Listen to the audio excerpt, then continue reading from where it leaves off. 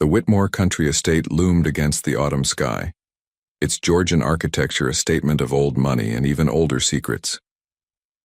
Oliver Dean Whitmore's grip tightened on the steering wheel of his Mercedes as he drove through the iron gates, their familiar creak a whisper of memories he'd spent 8 years trying to forget.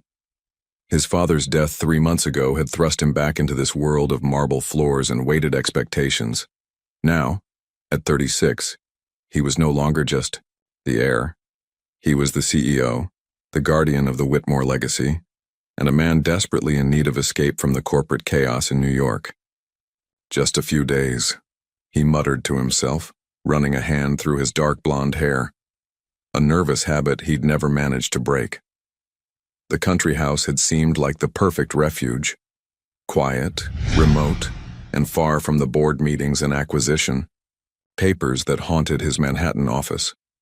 The gravel crunched under his tires as he pulled up to the main entrance. Everything looked exactly as he remembered. The manicured lawns, the precise hedgerows, the climbing roses his mother insisted on maintaining despite their gardener's protests. But something felt different. The air itself seemed charged with possibility, or perhaps that was just his imagination playing tricks on him. A flash of movement caught his eye. A small figure darting between the rose bushes, golden curls, bouncing in the late afternoon sun. A child's laughter, bright and uninhibited, floated through the air. Oliver frowned. The staff's children weren't usually allowed in the main gardens. He stepped out of the car, his tailored suit at odds with the casual countryside setting. The sound of his car door shutting echoed across the grounds, and the laughter abruptly stopped.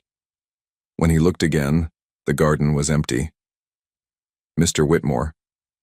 A familiar voice, warm yet professional, drew his attention to the house's entrance. "We weren't expecting you until tomorrow." Mrs. Henderson, the elderly head housekeeper who had served his family for decades, stood at the top of the steps. Her silver hair was pulled back in its usual neat bun, her posture as straight as ever. "Last-minute change of plans, Mrs. Henderson." He climbed the steps, briefcase in hand. "I hope it's not an inconvenience." "Never, sir. Your room is always ready." She stepped aside to let him enter. "Though I should mention we've had some staff changes since your last visit." Oliver nodded absently, his mind already drifting to his laptop and the mountain of emails, awaiting his attention. "As long as someone can bring up coffee in the morning, I'm sure everything will be fine." The foyer welcomed him with its familiar scent of lemon polish and history. His footsteps echoed on the marble floor as he headed toward the grand staircase, but he stopped short at the sound of soft humming coming from the library. The melody was achingly familiar, a lullaby his childhood nanny used to sing. Without thinking, he changed direction, drawn to the sound, like a man in a trance. The library door was slightly ajar, warm afternoon light spilling through the yap. He pushed it open, and the world stopped spinning. There, bathed in golden sunlight, stood Sophia Grace Lane. 8 years hadn't changed her essential grace. The way she moved as if gravity was merely a suggestion, the careful precision with which she handled the book she was shelving. Her chestnut hair was shorter now, brushing her shoulders instead of falling down her back, but it still caught the light in ways that made his chest ache. She turned at the sound of the door, and the book in her hands clattered to the floor. "Mr. Whitmore." Her voice was steady, professional, but he caught the slight tremor in her hands as she bent to retrieve the fallen book. "We weren't expecting you until tomorrow. Yes, I've heard." His own voice sounded strange to his ears, too controlled, too distant. "I didn't realize you were working here now, Miss Lane." 5 years now, sir." She met his gaze with that quiet strength he remembered so well, the same strength that had first drawn him to her all those years ago. "Mrs. Henderson promoted me to head of household staff last spring." 1,000 questions burned on his tongue. Why here? Why now? Did she know he would eventually return? But what came out was, "I heard a child in the garden earlier." Something flickered in her honey-colored eyes. Fear? Worry? But it was gone so quickly he might have imagined it. "My daughter," she said simply. "Emma." She's 4. 4 years old. The mathematics of that number hit him like a physical blow, but before he could process its implications, a small voice called from the hallway. "Mommy, Mommy, look what I found in the— oh!" A little girl skidded to a stop in the doorway, her cream-colored dress smudged with grass stains, her golden brown curls wild around her face. But it was her eyes that grabbed Oliver's attention, a unique shade of honey green that seemed to shift in the light, just like his mother's eyes, just like his own. "Emma," Sophia said, her voice carefully controlled. "What did we say about running in the house?" The child ducked her head, but her eyes remained fixed on Oliver with undisguised curiosity. "Sorry, Mommy." Then, with the direct boldness of the very young, she asked, "Are you the man from the big pictures upstairs?" Oliver felt the world tilt on its axis as he noticed what the child was holding. A small stuffed rabbit, worn and obviously well-loved. He recognized it instantly. He had won it at a county fair 8 years ago and given it to Sophia on one of their secret midnight meetings. "Emma," Sophia said quickly, "why don't you go find Mrs. Henderson? It's almost time for your afternoon snack." But Emma wasn't moving. She was studying Oliver with an intensity that seemed beyond her years, her small head tilted to one side. Then, as children often do, she changed the subject entirely. "Do you have a moon mark too?" "Emma!" Sophia's voice cracked like a whip, but Oliver barely heard her. Moon mark. His hand unconsciously moved to his left shoulder, where a crescent-shaped birthmark had been a subject of family legend for generations. The same mark his father had carried, and his grandfather before him. "Show him, Mommy." Emma was bouncing, now excited. "Show him how I have the same." "Emma Ray Lane." Sophia's voice was quiet but carried an authority that made the child freeze mid-bounce. "Mrs. Henderson. Now." The little girl's lower lip trembled, but she obeyed, scampering out of the library with one last curious glance at Oliver. In the silence that followed, Oliver could hear his own heartbeat, loud and irregular. "Sophia," he said softly, using her first name for the first time in 8 years. "We need to talk." She straightened her spine, and he watched as the warm maternal presence she'd shown with Emma transformed into something more defensive, more guarded. "I have duties to attend to, Mr. Whitmore, if you'll excuse me." She moved to pass him, but he caught her arm, gently, so gently yet he felt her whole body go rigid at his touch. "A crescent moon birthmark," he said, his voice rough with emotion. "On the left shoulder, like mine, like my father's, like every firstborn Whitmore male for 5 generations. Let me go." Her voice was barely a whisper. "She's 4 years old. Sophia, 4 years." His grip tightened fractionally. 9 months after I left for London, 9 months after we— "Mr. Whitmore." She finally looked at him, and the pain in her eyes stopped his words cold. "Please, not now. Not like this." A sound from the hallway made them both jump apart. Mrs. Henderson appeared in the doorway, her expression carefully neutral. "Ms. Lane, cook needs to discuss the week's menu with you. And Mr. Whitmore, your mother just called. She's on her way. From the city. She should be here within the hour." The timing was almost too perfect, Oliver thought bitterly. His mother had always had an uncanny ability to interrupt moments of emotional significance. Sophia took advantage of the interruption, to slip past him, her steps quick and purposeful, but at the door she paused, not turning around. "Welcome home, Mr. Whitmore," she said softly. And then she was gone, leaving Oliver alone with the ghost of her touch on his arm and the earth-shattering revelation that somewhere in this house, a little girl with his eyes and his birthmark was eating her afternoon snack, blissfully unaware that she had just turned her father's world upside down. Eleanor Whitmore's arrival at the country estate was heralded by the distinctive purr of her Bentley's engine. Oliver watched from his father's old study, now his study, as the car pulled up to the entrance. His mother stepped out, every inch the family matriarch in her tailored navy suit and perfectly coiffed platinum hair. He hadn't moved from the study since his encounter with Sophia in the library. His laptop lay unopened on the mahogany desk, his phone ignored despite its persistent buzzing. Instead, he'd been standing at the window watching the gardens where a little girl with his eyes had been playing just hours before. Oliver. His mother's voice preceded her into the room. She didn't knock. She never had. I thought we agreed you'd arrive tomorrow.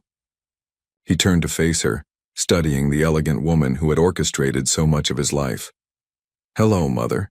Interesting that you knew exactly where to find me. You're your father's son. She moved to the drink cart, pouring herself a measure of scotch. When troubled, you both retreated to this room. Did you know? The words escaped before he could polish them into something more tactical. About Emma? Eleanor's hand stilled momentarily as she lifted the crystal glass. It was barely noticeable, but Oliver had spent a lifetime learning to read his mother's micro-expressions. Ah, she said softly. You've met the child. Don't. His voice was sharp. Don't do that. Don't act like this is just another piece of society gossip. She's my daughter. Is she? Eleanor turned, one perfectly shaped eyebrow raised. Has Ms. Lane made that claim? She doesn't have to. I have eyes.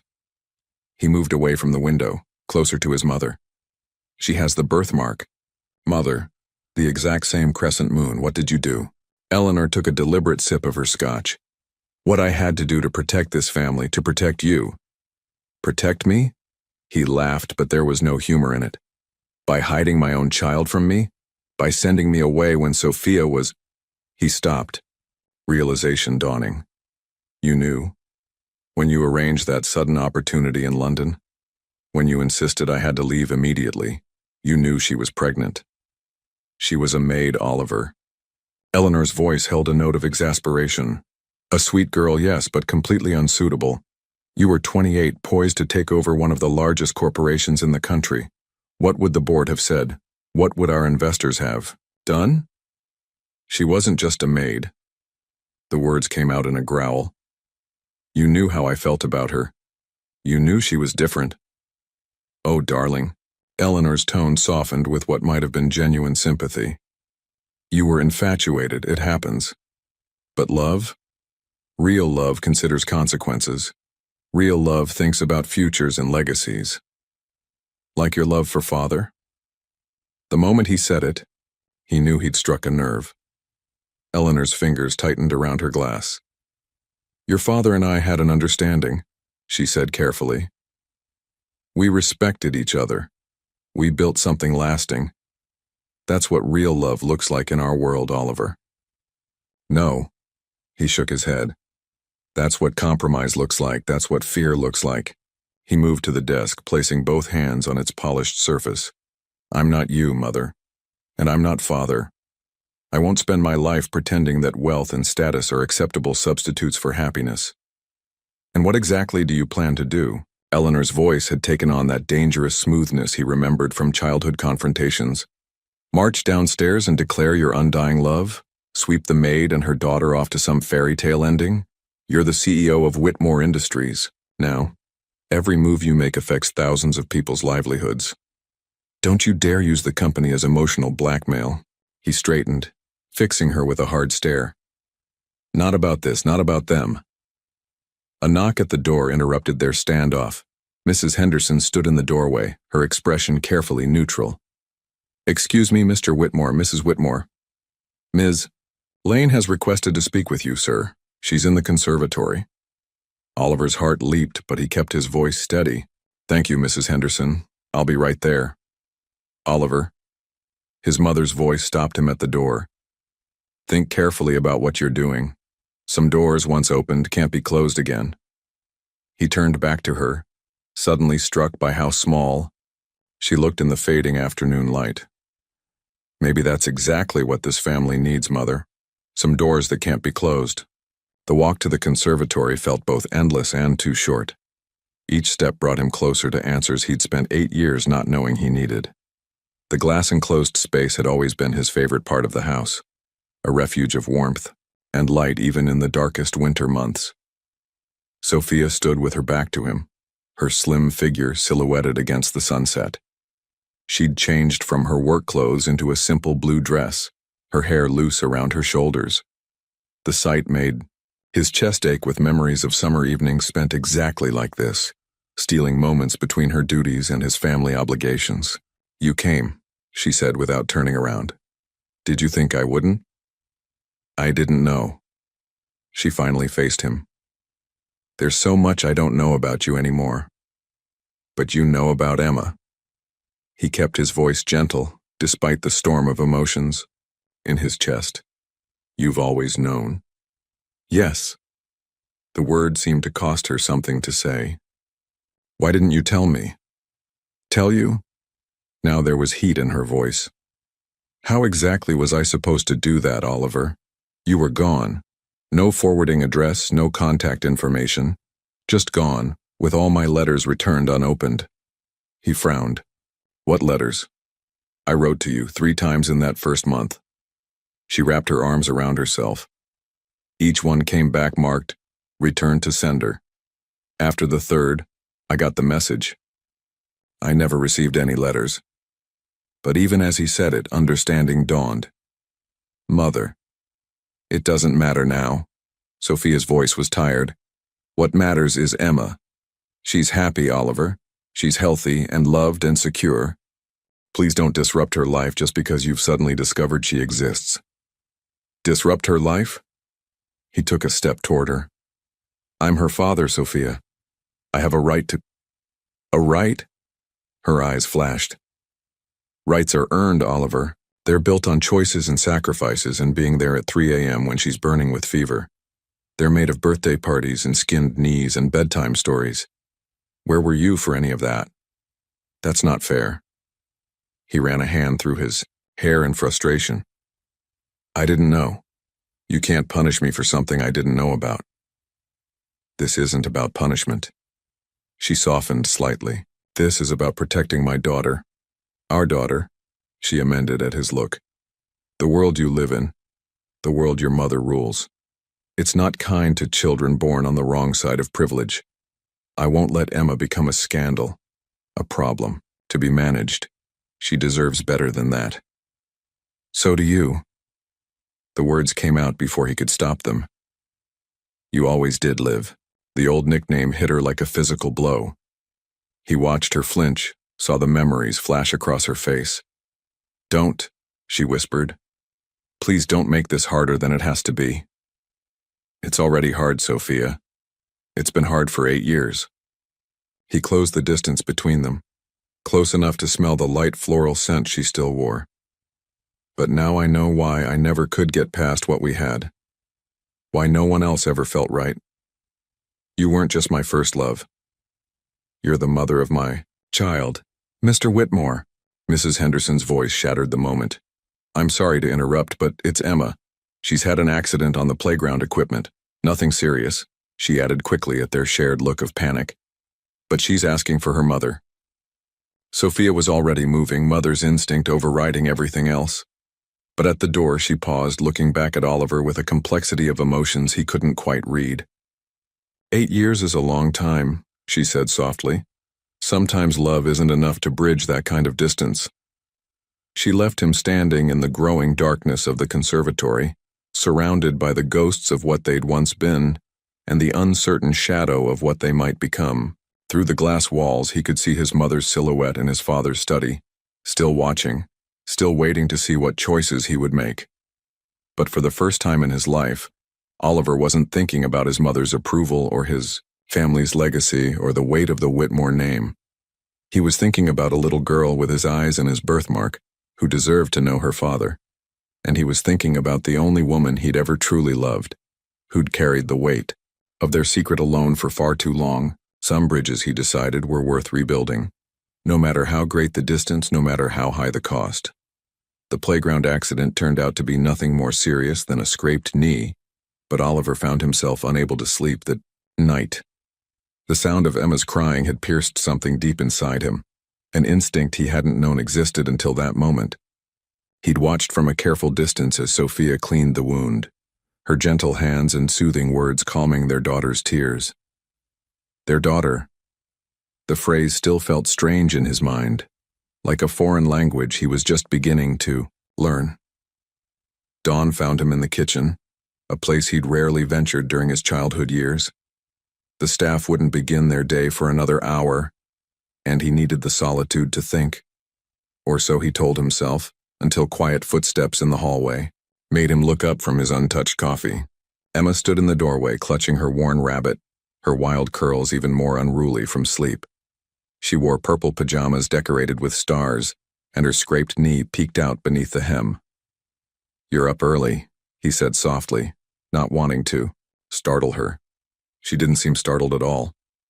Instead, she padded into the kitchen on bare feet, studying him with that same intense curiosity she'd shown in the library. "Mommy says I'm not supposed to be down here by myself." "Well, you're not by yourself now, are you?" The words came naturally, surprising him. "Would you like some breakfast?"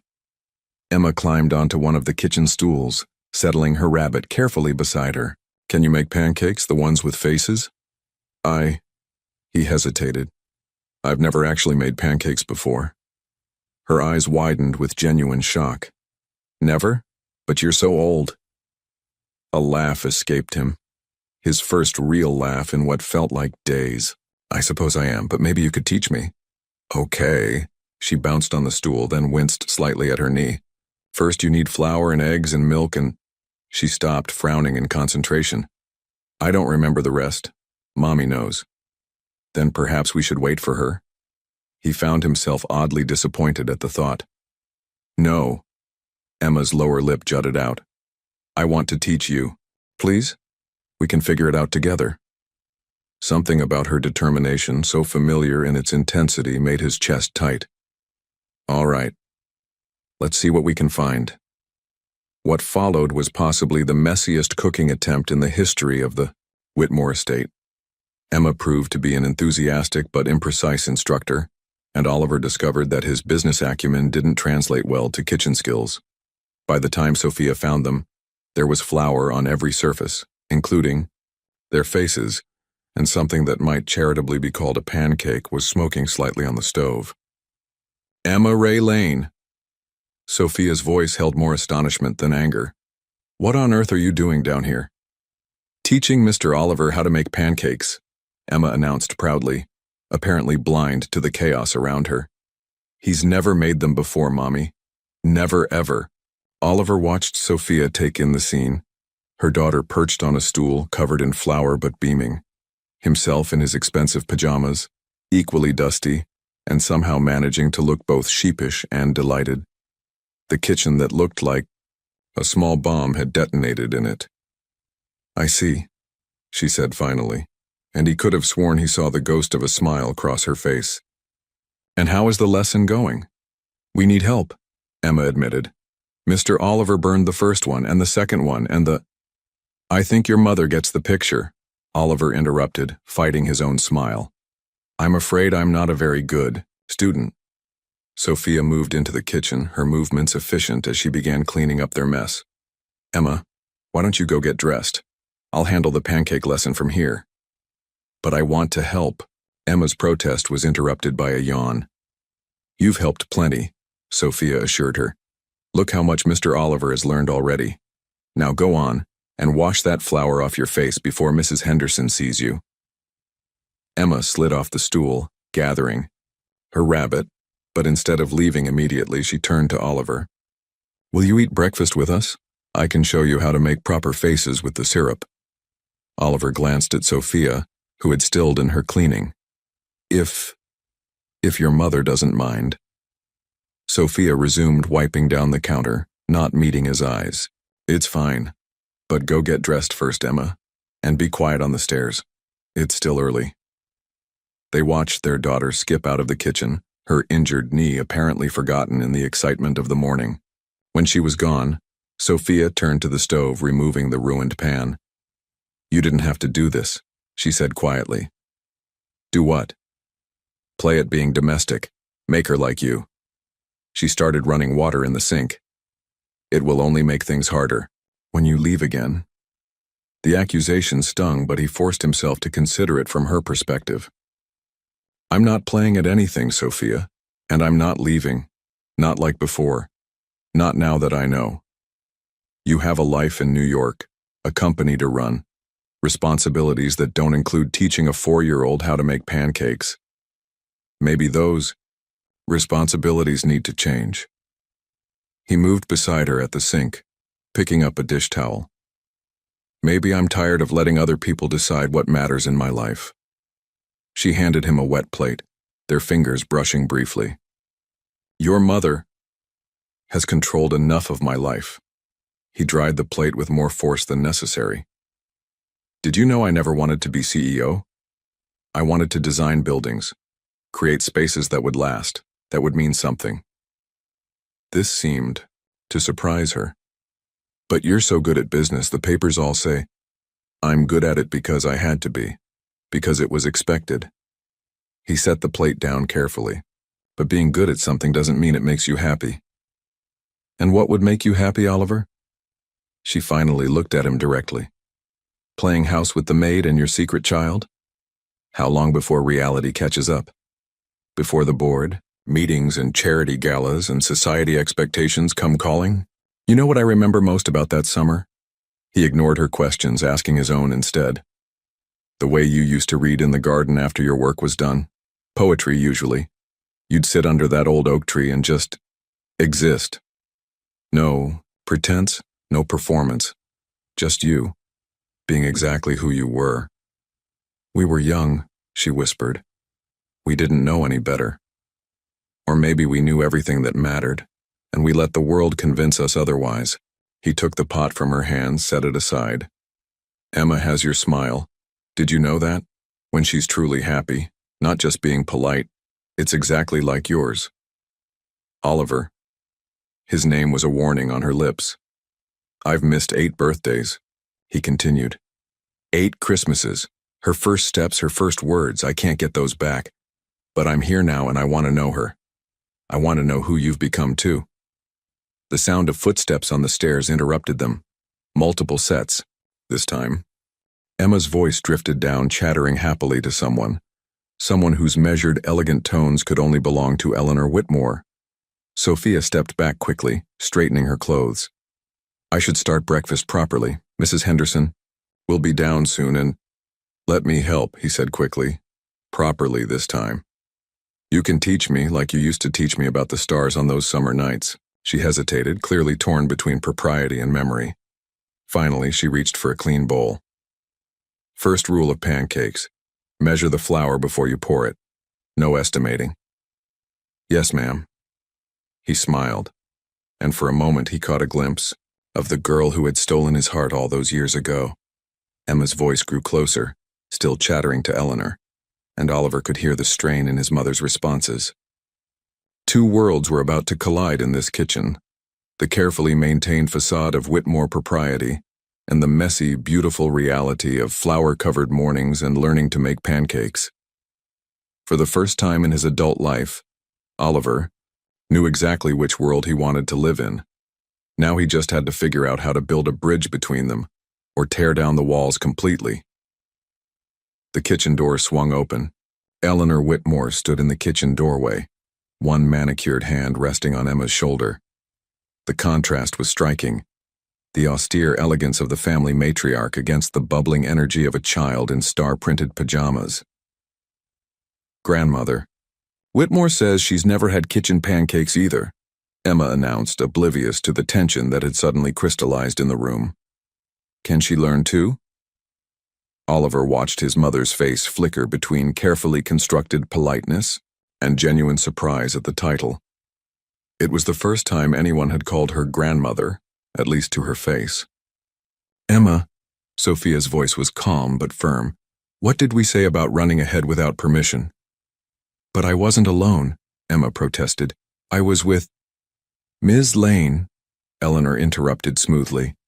I happened to encounter this delightful child on the stairs. She was quite insistent that something exciting was happening in the kitchen. Her eyes swept over the flour-dusted surfaces. I see she wasn't exaggerating. Sophia straightened her spine, and Oliver recognized the subtle shift in her demeanor, the same protective stance she'd shown in the conservatory. I apologize for the mess, Mrs. Whitmore. We'll have it cleaned up before the rest of the staff arrives. Actually, Oliver stepped forward, deliberately placing himself between his mother and Sophia. We're about to make another mess. Emma's teaching me how to make proper pancakes. Would you like to join us, Mother? The challenge in his voice was clear. Eleanor's fingers tightened almost imperceptibly on Emma's shoulder. Please? Emma tilted her head back to look up at Eleanor, her honey-green eyes wide with hope. I can show you how to make them smile. Mr. Oliver's first ones were sad because they got all black, but Mommy's going to help now. Something shifted in Eleanor's expression. Something so subtle that only someone who had spent a lifetime studying her faces would have caught it. Oliver held his breath. Well, Eleanor said finally, I suppose one must maintain certain standards of education, even in unconventional situations. She moved her hand from Emma's shoulder and began unbuttoning her designer jacket. The simple action seemed to release whatever spell had held the kitchen in stasis. Sophia turned back to the bowl of batter she'd been preparing, though Oliver noticed her hands weren't quite steady. Emma bounced over to the counter, leaving tiny footprints in the dusting of flour on the floor. First, Emma declared with all the authority her 4 years could muster, you have to wear an apron. Right, Mommy? Right, Sophia agreed softly, not turning around. There should be clean ones in the drawer by the sink. Oliver moved to retrieve them, pulling out 3 pristine white aprons. He offered one to his mother, their eyes meeting in a silent exchange. Eleanor took it with a slight nod that might have been acknowledgement or might have been resignation. I'll need help tying it, Emma announced to no one in particular, already tangling herself in the strings of the smallest apron. Before anyone else could move, Eleanor stepped forward. Allow me. Her movements were precise as she actually knelt in her $1,000 suit, to help Emma. Your grandmother, your father's mother, taught me how to tie a proper bow when I was not much older than you. The kitchen went absolutely still. Even Emma seemed to sense the weight of the moment, standing perfectly quiet as Eleanor's. Fingers worked at the apron strings. There, Eleanor said, smoothing the fabric. A proper bow should be even on both sides. Remember that. Emma twisted to examine the bow, then looked up at Eleanor with a brilliant smile. Can you teach me to make other bows too? Mommy tries, but they always come undone. I didn't have the advantage of a proper education in such matters, Sophia said, and there was an edge to her voice that made Oliver wince. Perhaps, Eleanor rose gracefully, brushing invisible dust from her knees. That's something we could remedy. The loaded silence that followed was broken by the sound of footsteps in the hall. Mrs. Henderson appeared in the doorway, stopping short at the sight before her. The CEO of Whitmore Industries in a flour-dusted apron, the family matriarch, kneeling on the kitchen floor, the head housekeeper's daughter teaching them all how to make pancakes. Mrs. Henderson seemed at a loss for words. Mrs. Henderson, Eleanor's voice was smooth as silk. I believe we'll be taking breakfast in the kitchen this morning. Would you be kind enough to inform Cook? Of course, Mrs. Whitmore. The housekeeper's recovery was admirable. Shall I have coffee brought in? I can make coffee, Oliver offered, eager to contribute something beyond burned pancakes. No! 3 adult voices spoke in unison, making Emma giggle. Mr. Oliver's not very good in kitchens, she explained to Mrs. Henderson with 4-year-old candor. But he's learning. Mrs. Henderson's lips twitched. Indeed, I'll have Rogers bring in coffee directly. As she left, Oliver caught a glimpse of her face, and the small, satisfied smile she wasn't quite managing to hide. He wondered suddenly how much the old housekeeper had known, how much she had seen during that long-ago summer. Now, Emma was saying, her attention already back to the task at hand, you have to stir the lumps out, but not too much or they get tough. Right, Mommy? Right, sweetheart. Sophia handed the bowl to Eleanor, and Oliver held his breath at this smallest of peace offerings. Would you like to try? His mother accepted the bowl with the same grace she accepted charity donations at board meetings. But as she began to stir, something unexpected happened. Emma moved to stand beside her, rising on tiptoes to peer into the bowl, and Eleanor instinctively shifted to give her a better view. "Like this?" Eleanor asked, and for the first time that morning her voice held no artifice. "Slower," Emma instructed. "You have to be gentle with pancakes. That's what Mommy always says. Your mother is a very wise woman." Eleanor's eyes met Sophia's over Emma's head. "Sometimes it takes us far too long to recognize wisdom when it's right in front of us." Sophia's hand stilled on the counter. "Mrs. Whitmore." "Eleanor," his mother corrected softly. "I think, given the circumstances, you should call me Eleanor." The moment stretched, delicate as spun sugar. Then Emma's voice broke through. "The pan's ready. I can see the water dancing." Reality rushed back in. Sophia moved to help Emma with the batter. Oliver hovered uselessly by the coffee maker, and Eleanor stood watching it all with an expression he couldn't quite read. "Mother," he said quietly, moving to stand beside her, "are you all right?" She didn't answer immediately, her eyes fixed on Emma, as Sophia helped her carefully pour batter onto the hot griddle. "She has your father's chin," she said finally. "I didn't notice it yesterday, but in this light, it's unmistakable." "And his stubbornness," Oliver added, watching Emma insist on flipping the pancake herself despite Sophia's concerns, though that might come from both sides of the family. "Indeed." Eleanor's voice was dry. Then so quietly he almost missed it. "We've made rather a mess of things, haven't we?" Before he could respond, Emma's delighted squeal filled the kitchen. "Look, this one's perfect. Grandmother, come see." Eleanor moved forward without hesitation, as if she'd been answering to that title all her life.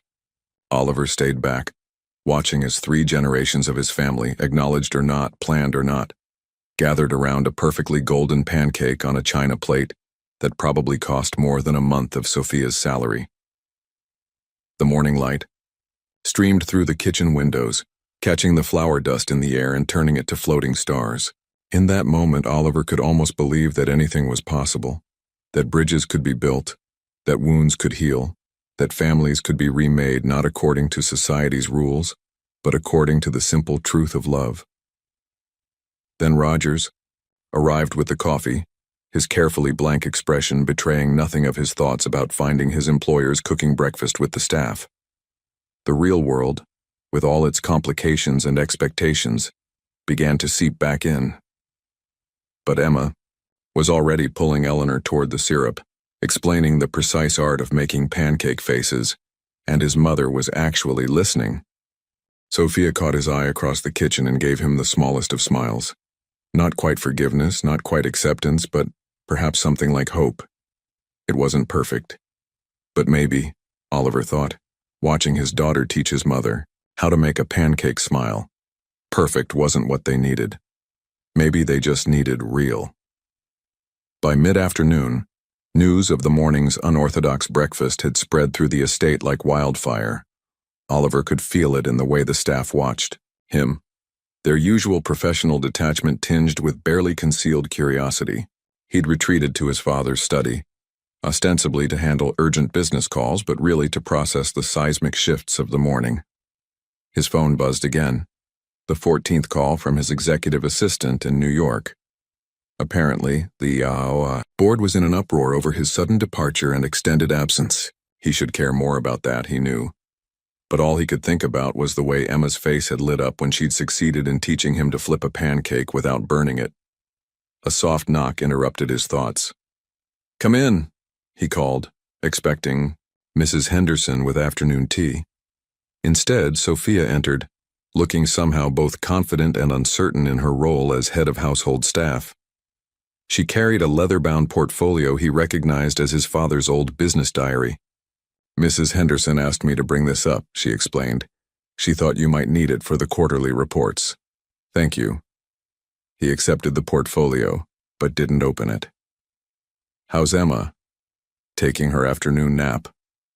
A small smile touched her lips.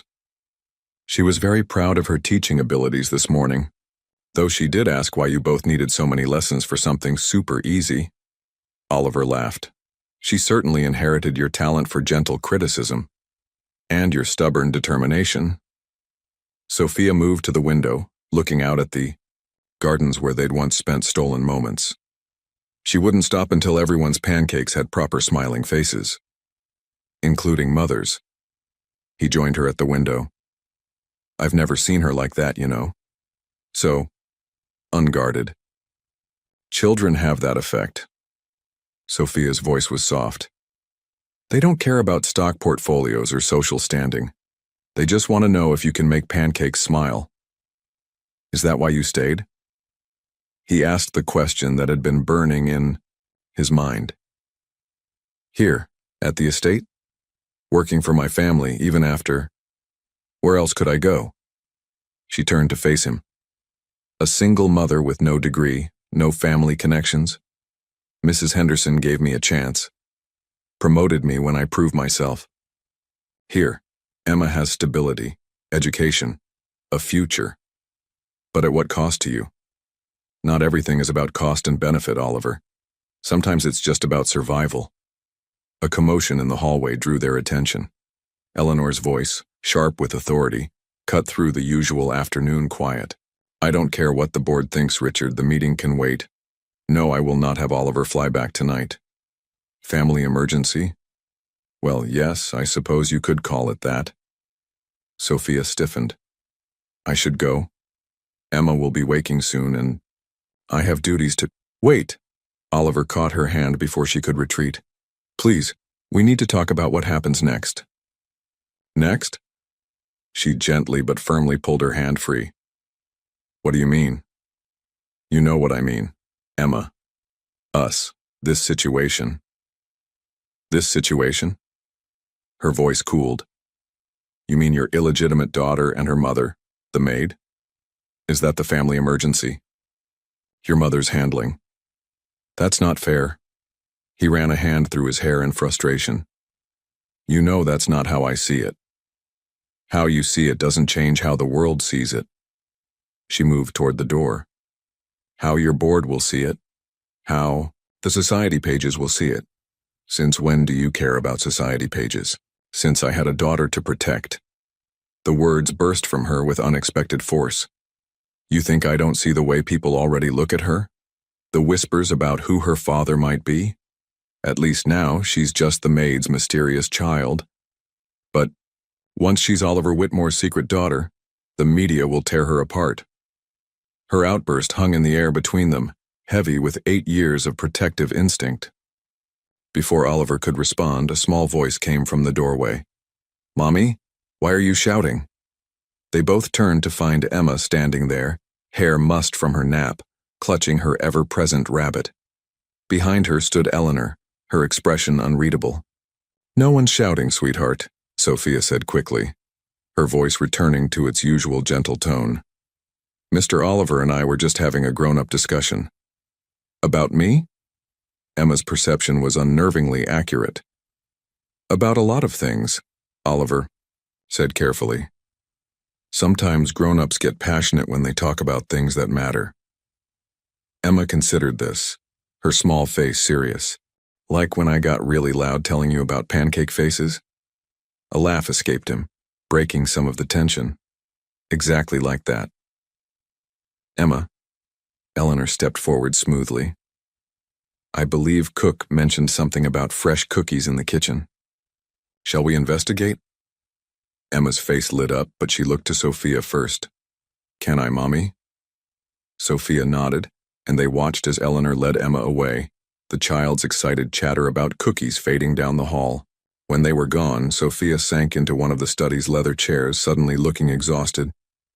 Your mother's different with her, she said quietly. I never expected that. Mother's full of surprises lately. Oliver sat across from her. Maybe we all are. It doesn't solve anything. No, but it proves something can change. He leaned forward. Sophia, I know you're scared. You have every right to be. But we can't hide from this forever. Emma deserves to know her father, her Family? And what about your other family? She gestured to his buzzing phone. Your board members? Your shareholders? The empire you're supposed to be running? They'll adapt. Or they won't. He shrugged. I'm not choosing the company over my daughter. Not like my father would have done. It's not that simple. Actually, it is. He stood, moving to his father's old desk. From the bottom drawer, he pulled out a framed photograph he'd discovered that morning. Himself at age 4, sitting on his father's lap in this very study. Both of them looked stiff, formal, uncomfortable. This is what I don't want. This distance, this performance of family. Emma deserves better. She deserves real. Real is messy, Sophia warned. Real means journalists and photographers and people questioning everything about her life. Then we face it together. He set the photograph down. Not as CEO and housekeeper, not as Whitmore and Lane, as parents, as people who once loved each other enough to create something beautiful. Once loved? Her voice was barely a whisper. Before he could respond, Emma's laughter floated up from the garden below. They both moved to the window. Eleanor had taken her granddaughter outside, and they were walking among the rose bushes, Emma skipping ahead, pointing out her favorite flowers. She asked me this morning, Sophia said softly, why some people have daddies and some don't. She's never asked that before. Oliver felt his heart constrict. What did you tell her? That families come in all different shapes. That some have daddies who live with them. Some have daddies who live somewhere else, and some have other people who love them just as much as any daddy would. And what did she say? Sophia turned to him, her eyes bright with unshed tears. She said she thinks you'd make a good daddy because you try really hard at pancakes even though you're bad at them. A laugh that was almost a sob escaped him. She's not wrong about the pancakes. Oliver. Sophia's voice was serious. If we do this, if we tell her, if we make this real, there's no going back. No changing your mind in 6 months when it gets hard. No retreating to New York when the press gets ugly. I know. Do you? Because this isn't just about grand gestures and morning pancakes. This is about parent-teacher conferences and doctor's appointments and being there when she has nightmares at 3 a.m. This is forever. Forever sounds perfect. He held her gaze. I've missed 8 years of forever already. I don't intend to miss anymore. Below them, Emma had discovered a butterfly and was following it through the garden with the solemn concentration only a 4-year-old can muster. Eleanor walked behind her, designer suit now spotted with dirt from kneeling to examine. Flowers, her usual perfect posture, relaxed into something more natural. Look at them, Oliver said softly. That's real. That's what matters. Everything else, the board, the press, the society pages, that's just noise. Sophia watched their daughter for a long moment, then turned to him with tears in her eyes, but determination in her voice. We tell her together, tonight before dinner. Together, he agreed, his heart racing with fear and hope and love, so much love it felt like his chest might burst with it.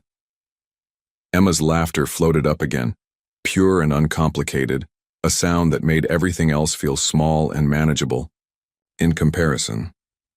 Sometimes, Oliver thought, the biggest truths come wrapped in the smallest packages, wearing star-printed pajamas and teaching CEOs how to make pancakes smile. The sun was setting over the Whitmore estate, painting the library in shades of gold and amber. Oliver paced the length of the room, his usual corporate confidence nowhere to be found. In boardrooms, he could handle hostile takeovers and million-dollar negotiations without breaking a sweat. But this, waiting to tell his daughter who he really was, had his heart hammering against his ribs. You'll wear a hole in the carpet. Eleanor's voice came from the doorway. She'd changed from her dirt-spotted suit into an elegant evening ensemble, but something about her seemed softer than usual. Sophia is bringing Emma now. How do you tell a 4-year-old something like this? He stopped pacing to look at his mother. How do you explain why you weren't there? With honesty, Eleanor said simply. Children understand more than we give them credit for. She paused, then added quietly, I learned that too late with you. Before Oliver could process that unexpected admission, footsteps approached the library. Sophia appeared holding Emma's hand. Their daughter had been dressed in what was clearly her favorite outfit, a purple dress with tiny stars that matched her earlier pajamas, her wild curls somewhat tamed into two uneven braids. Look, Mommy did my hair like a princess, Emma announced, twirling to show off her braids. Then she spotted Eleanor and beamed. Grandmother, do you like my dress? It has stars like my sleeping clothes. Very lovely, Eleanor replied, and Oliver marveled at the warmth in her voice. But I believe your mother and Mr. Oliver have something important to talk to you about. Emma's expression turned serious. Is it because of the shouting before? Because I know grown-up discussions are supposed to be private. No, sweetheart. Sophia led Emma to the library's window seat, the same one where she used to read poetry during that long-ago summer. It's about something else, something very special. Oliver moved closer, his throat tight. Sophia caught his eye, giving him a small nod of encouragement. Emma, he began, kneeling to be at her eye level. Do you remember this morning when you asked about the moon mark? Emma nodded enthusiastically. The one that looks like my special mark. Mommy says it's shaped like when the moon is sleeping. That's right. He rolled up his sleeve, showing her the crescent birthmark on his left shoulder. See? It's exactly like yours. Emma's eyes widened. She looked at her own shoulder, though it was covered by her dress, then back at Oliver's mark. But Mommy said my mark was special because it came from my daddy. The room went very still. Even Eleanor, standing by the door, seemed to hold her breath. That's right, Sophia said softly, stroking Emma's hair. Your mark did come from your daddy. Emma looked between them, her young mind working through this new information. But if Mr. Oliver has the same mark, then he must be your daddy, Sophia finished gently. Emma went very quiet, staring at Oliver with an intensity that reminded him painfully of himself. You're my daddy? Yes, he whispered, his voice rough with emotion. I am. But... Emma's lower lip trembled. But why didn't you want to be my daddy before? The innocent question hit him like a physical blow. Oh, sweetheart, no, that's not... I didn't know. I didn't know about you until yesterday, when I saw your special mark. If I had known, I would have been here. I would have been here for everything. You didn't know about me? Emma's voice was small, confused. But mommies and daddies are supposed to know about their babies. Sometimes, Eleanor spoke up unexpectedly, moving closer. Grown-ups make mistakes, big mistakes, and sometimes those mistakes hurt the people we love most. Emma turned to her with dawning understanding. Are you my real grandmother? Not just pretend from this morning? Yes, dear heart. Eleanor's voice caught slightly. I am your real grandmother. And I made one of those big mistakes we talked about. I helped keep your daddy from knowing about you, and that was wrong. Oliver stared at his mother, shocked by this confession. But Emma was already moving on, her mind working through this new reality with the remarkable adaptability of children. Is that why you're not good at pancakes? She asked Oliver seriously. Because you didn't know you were supposed to be a daddy and learn daddy things? A laugh that was almost a sob escaped him. That's exactly why. But I want to learn now. All the daddy things, if you'll help teach me? Emma considered this with adorable gravity, absently reaching for her worn rabbit that she'd brought with her. You promise to practice? Even when it's hard? I promise. He held out his pinky finger, remembering how seriously she'd taken their pancake-making promise that morning. Pinky promise. She hooked her tiny finger around his, but then her face crumpled slightly. But what if you go away again, like in my friend Lucy's family? Her daddy went away and never came back to make pancakes or anything. Emma, look at me. Oliver gently turned her face toward his. I will never willingly leave you again. Ever. I might have to go to New York sometimes for work, but I will always come back. Always. And you can call me any time, day or night, and I'll answer. That's another pinky promise. And you'll be here for my birthday. It's in 3 weeks and 4 days. Mommy and I have been counting. Wild horses couldn't keep me away. He glanced at Sophia, seeing the tears in her eyes. Maybe we could plan it together. All of us. Can grandmother help too? Emma asked, looking at Eleanor.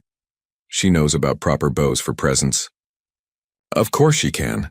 Sophia's voice was thick with emotion.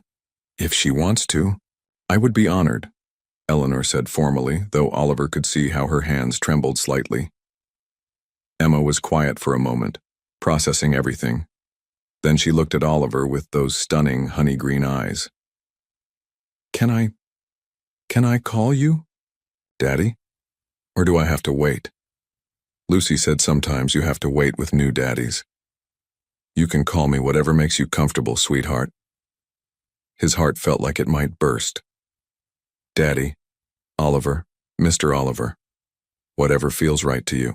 Emma nodded seriously, then surprised everyone by launching herself into his arms. I think I want to call you Daddy, she whispered against his neck. I've been practicing sometimes with my rabbit just in case I ever got one.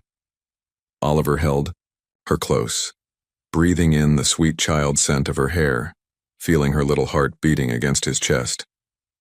He looked up to find Sophia watching them, tears streaming down her face, and Eleanor standing nearby with an expression he'd never seen before, something like regret mixed with hope. Does this mean you'll live here now? Emma asked, pulling back to look at him. In the big house with me and Mommy? And there it was, the complicated reality they hadn't yet figured out. Oliver looked at Sophia, seeing his own uncertainty, reflected in her eyes. We'll figure it all out, he promised Emma. Together. But right now, the most important thing is that you know how much I love you. How much I've loved you since the moment I knew you were mine. And how much I'm going to love learning all about you. Your favorite foods, your favorite stories, your favorite everything. I can tell you right now, Emma bounced in his arms. I love purple and stars and rabbits and pancakes and swimming. In the pool even though Mommy says it's too cold and… Emma, Sophia interrupted gently. Maybe we could share all that over dinner? Mrs. Henderson will be wondering where we are. Can Daddy sit next to me? The word Daddy came out slightly shy but determined. And grandmother too? Of course, Eleanor answered before anyone else could. In fact, I believe the table in the small dining room would be perfect for a family dinner, much cozier than the formal dining room. The word family hung in the air, new and delicate and full of possibility. Emma scrambled down from Oliver's lap and took both his and Sophia's hands, tugging them toward the door. Come on, I'm hungry and I want to tell Daddy about my school project with the butterflies. As they followed their daughter's enthusiastic lead, Oliver caught Sophia's eye over Emma's head. The look they shared was complex, full of old pain and new hope, uncertainty and possibility. Eleanor followed behind them, and Oliver heard her quietly instructing Rogers to have dinner set up in the small dining room. The butler's usually impassive face showed a flicker of surprise at seeing the CEO of Whitmore Industries being led through his own house by a small girl in a star-covered dress, but he recovered quickly. Very good, madam, Rogers replied, and Oliver could have sworn he saw the ghost of a smile cross the old butler's face. I believe Cook has prepared Miss Emma's favorite mac and cheese tonight. With the crispy top? Emma asked hopefully momentarily, distracted from her mission to get to dinner. Indeed, miss. Daddy, you'll love it, Emma declared. It's the best mac and cheese in the whole wide world. Right, Mommy? Right, sweetheart. Sophia squeezed their daughter's hand. Though maybe we should let Daddy and Grandmother decide for themselves. They'll love it, Emma said with complete confidence. Just like I loved them even before I knew they were mine. The simple, profound truth of a child's heart stopped them all for a moment. Then Oliver scooped his daughter up into his arms, overcome with love for this tiny person who had already changed his world so completely. You're right, he told her, his voice rough with emotion. Sometimes love knows things before we do. The small dining room of the Whitmore estate had never witnessed a dinner quite like this one. Crystal glasses and fine china shared space with Emma's plastic butterfly cup, while Cook's famous mac and cheese steamed on plates worth more than a month's salary. Oliver sat beside his daughter, watching in amazement as she demonstrated her special way of eating, carefully separating the crispy top layer from the creamy pasta beneath. "You have to save the crunchy part for last," Emma explained seriously, "because it's the best part. Right, grandmother?"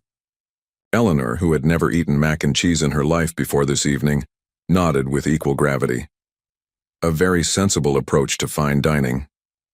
Sophia, seated across from Oliver, caught his eye with a hint of a smile. The situation was surreal. The head housekeeper dining with the family she usually served, her daughter teaching table manners to the Whitmore matriarch. "Daddy," Emma said, the word still new but growing more confident each time she used it. "Do you have to go back? To New York tomorrow?" The question silenced all adult conversation. Oliver set down his fork, aware of both his mother's and Sophia's attention. "Actually, I've been thinking about that. What would you say if I stayed here for a while? At least through your birthday?" Emma's face lit up, but Sophia interjected quickly. "Oliver, your work can be done from here." He held her gaze steadily. "Most of it, anyway. I'll need to make some trips to the city, but nothing that can't be managed. The quarterly reports are almost done, and after that..." He shrugged. "I'm the CEO. It's time I started making the job. Work for my life, not the other way around." "The board won't like it," Eleanor commented, but her tone was more observational than critical. "The board doesn't have to like it." Oliver's voice was firm. "They just have to accept it. Besides, it might be good for the company to have its leadership more grounded, connected to family values." "Is that what we're calling this?" Sophia's voice held an edge of tension. "A public relations strategy?" "No," he said quietly. "I'm calling it being a father to my daughter. The PR team can spin it however they want, but that's not why I'm doing it." "Can I show Daddy my room after dinner?" Emma asked, oblivious to the undercurrents of adult conversation. "I have all my drawings on the wall in my special shell collection from when we went to the beach last summer." "Your room is in the staff quarters, sweetheart," Sophia reminded her gently. "Maybe another time." "Actually," Eleanor set down, her wine glass with deliberate care, "I've been thinking about that. The East Wing guest suite has been empty since, well, for quite some time. It has 2 bedrooms, a sitting room, lovely views of the garden. Perhaps it would be more comfortable for both of you." The offer hung in the air like crystal suspended on silk thread. Beautiful, but fragile. Sophia's back straightened, pride warring with practicality. "Mrs. Whitmore?" "Eleanor," the older woman corrected. "And before you protest, consider it from a practical standpoint. Emma should be closer to her father if he's staying here. The East Wing would give you both. More space, more privacy, and it would make arrangements easier." "I want to stay with Mommy," Emma declared firmly, picking up on the tension, "in our cozy rooms." "Of course you'll stay with Mommy," Oliver assured her quickly. "The East Wing would be for both of you, if you want it," he added, looking at Sophia. "No pressure, no expectations, just an option." Sophia was quiet for a long moment, absently straightening Emma's napkin. "We'd need to discuss details," she said finally. "And it wouldn't change my position here. I have responsibilities." "Of course," Eleanor agreed smoothly, "though perhaps some adjustment of duties might be appropriate, given the circumstances." "I don't want special treatment." "It's not special treatment to acknowledge reality," Eleanor countered. "You're the mother of my granddaughter. That changes things, whether we want it to or not." Emma, who had been following this exchange with growing confusion, suddenly brightened. "Does this mean I can have a bigger room for all my toys? Lucy has a huge room with a special place just for her dolls." "We'll see," Sophia said automatically, then caught herself. It was the answer of someone used to managing expectations, to making do with what life offered. But now, watching Oliver's face fall slightly at her instinctive caution, she amended. "We can look at the East Wing after dinner if you'd like." "Yes." Emma bounced in her seat. "Can we go right now? I'm finished with my crunchy parts and everything." "First," Eleanor raised an elegantly manicured finger, "tell me more about this shell collection. What kinds of shells do you have?"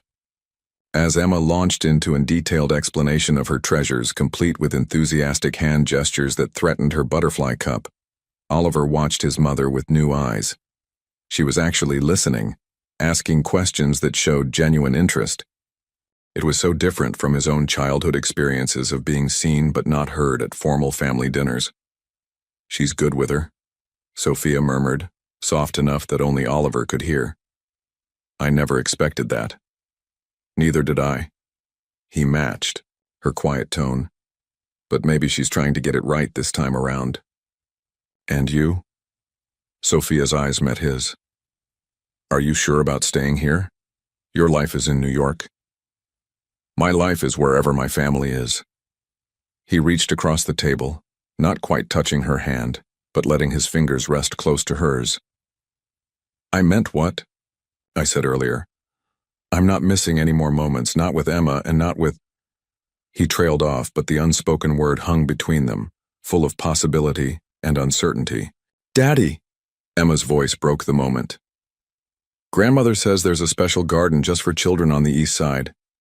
Can we see it too, after we look at the rooms?" "The children's garden?" Oliver looked at his mother in surprise. "I thought that was destroyed years ago."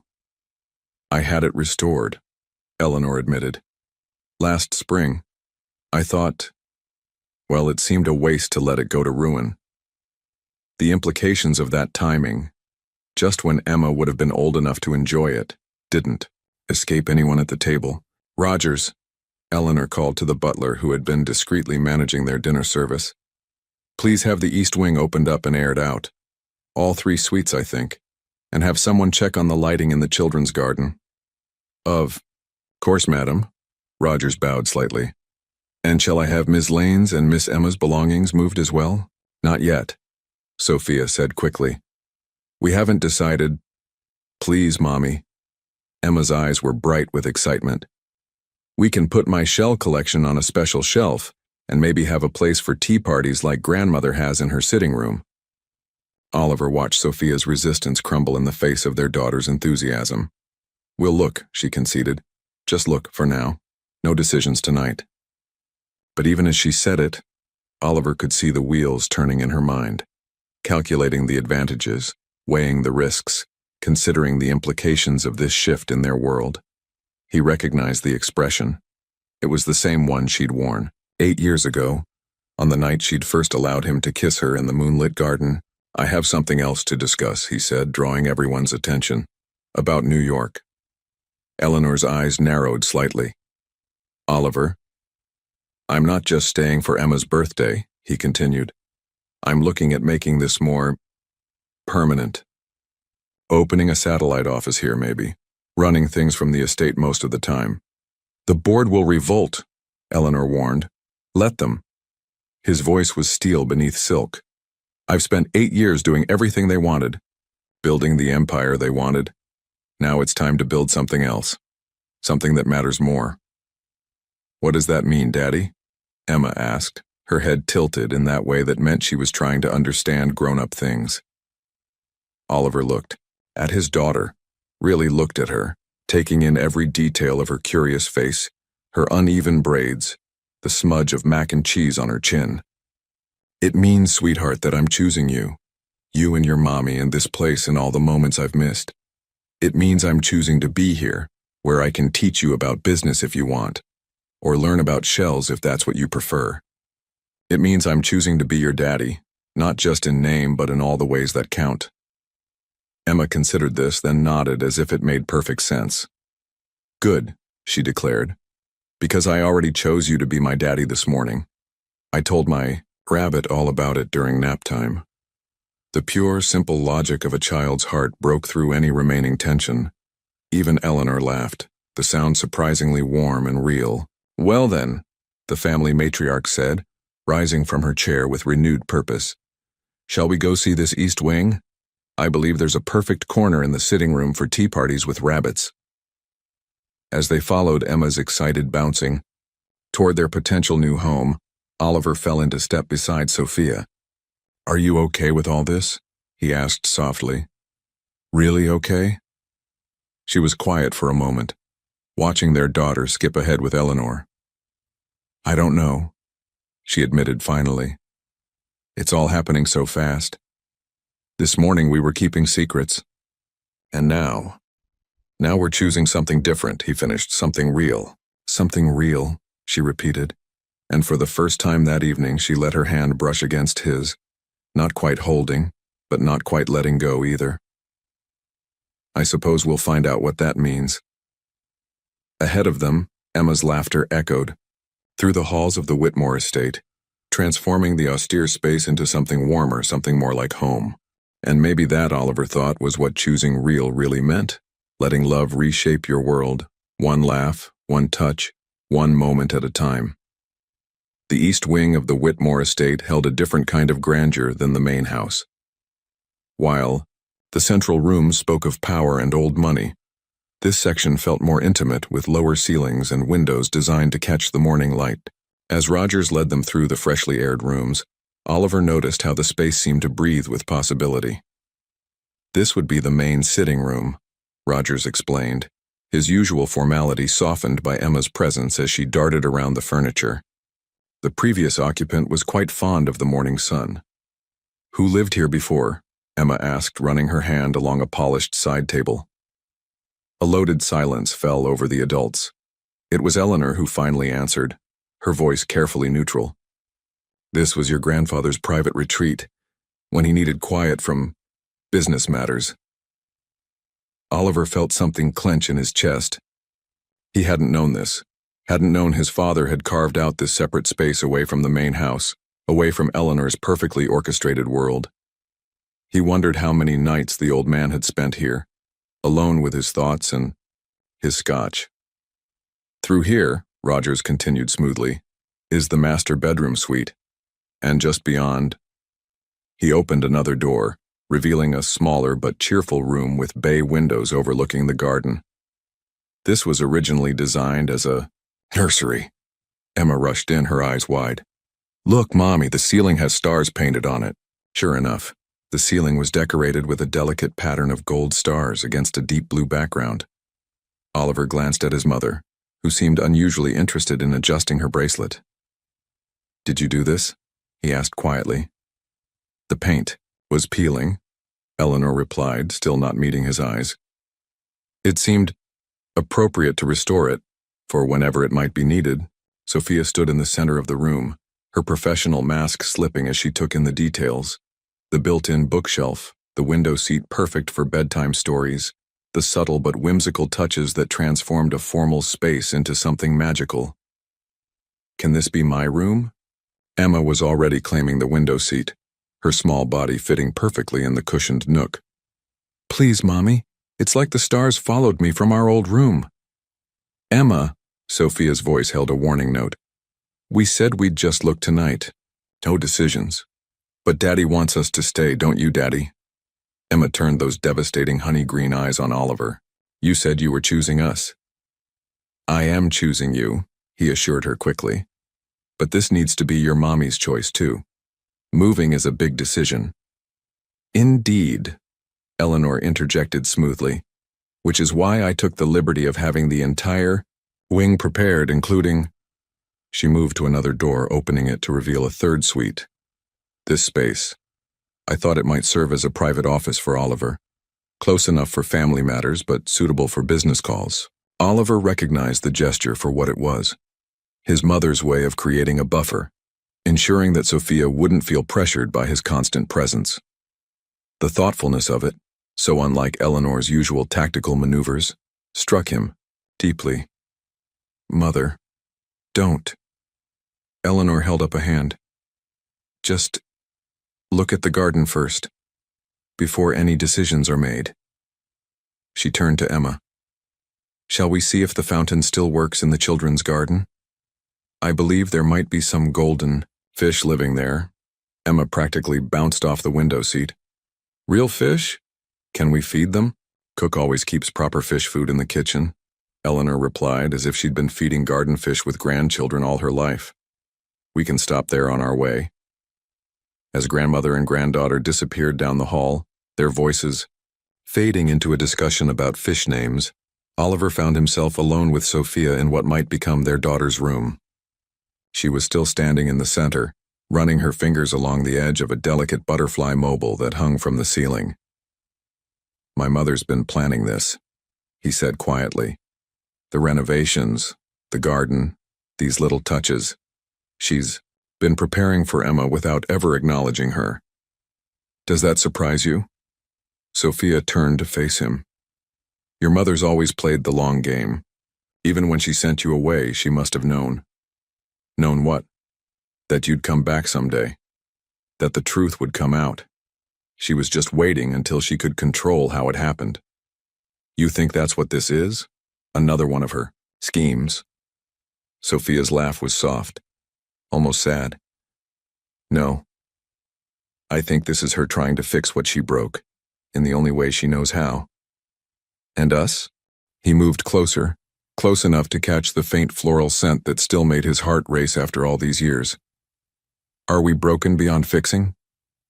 Oliver. She stepped back slightly, maintaining the careful distance she'd kept all evening. We can't just pick up where we left off.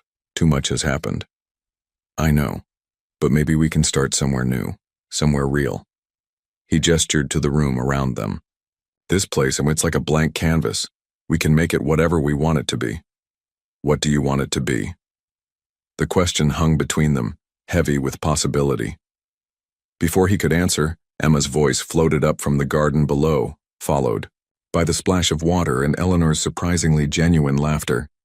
They moved to the window together, drawn by the sound. The children's garden was visible from here, illuminated now by cleverly placed lights that made the fountain sparkle like liquid silver. Emma was kneeling by the water, Eleanor beside her. Regardless of what the damp grass might do to her expensive clothes, both of them focused on the golden fish that darted just below the surface. She's happy here, Sophia said softly. Happier than I've ever seen her. Because she's with her family. All of her family. It's not that simple. Maybe it is.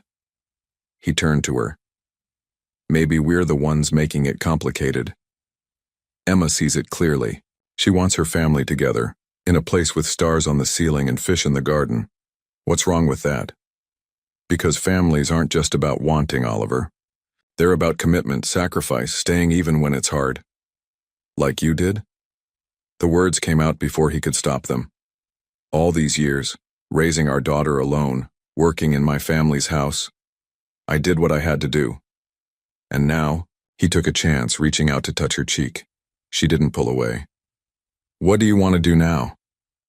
Before she could answer, footsteps thundered in the hallway. Mommy, Daddy! Emma burst into the room, her dress damp at the hem, her eyes shining.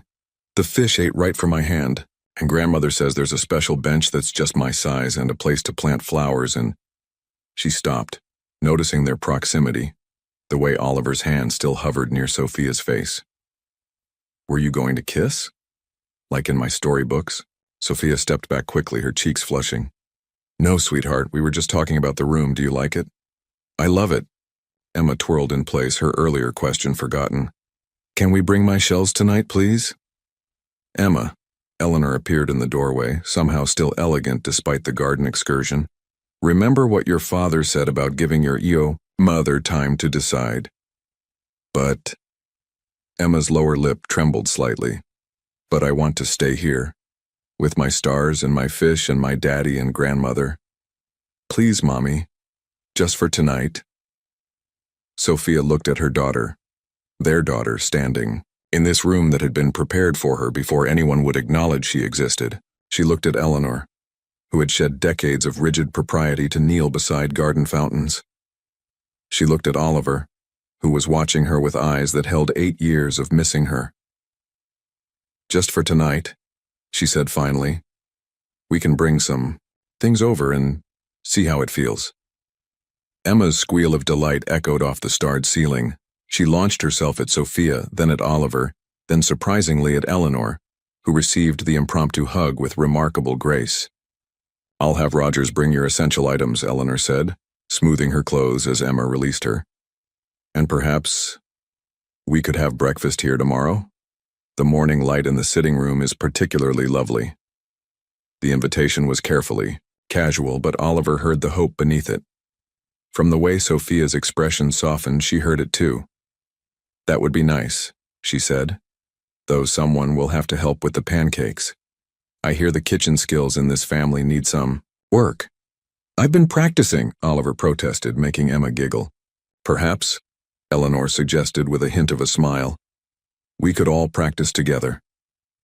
As they stood in the nursery-turned bedroom, with its ceiling of stars and its window overlooking new possibilities, Oliver felt something shift in the foundation of his world.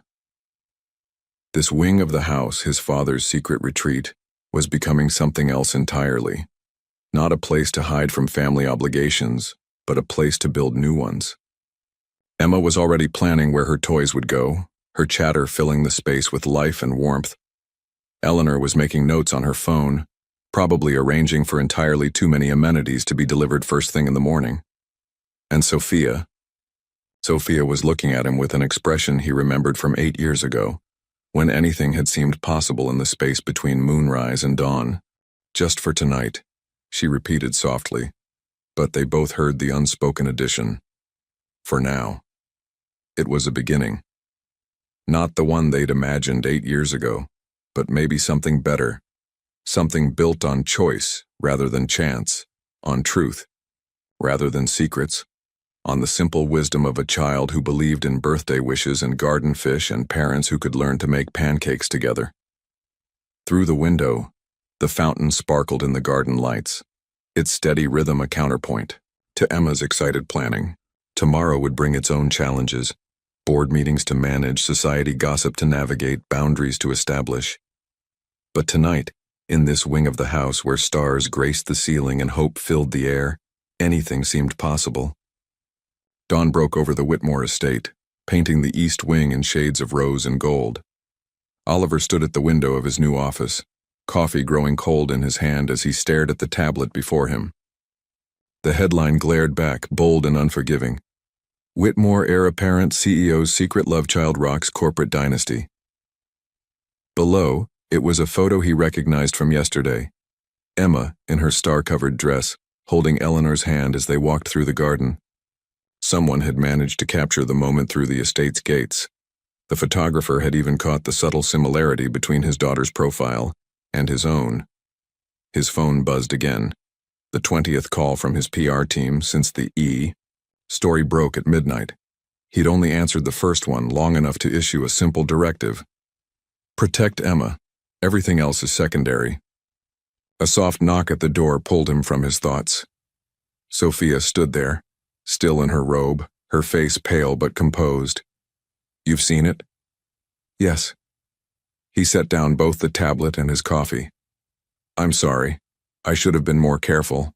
Should have known they'd be watching the estate after I left New York so suddenly. It was bound to happen eventually. She moved into the room, picking up the tablet.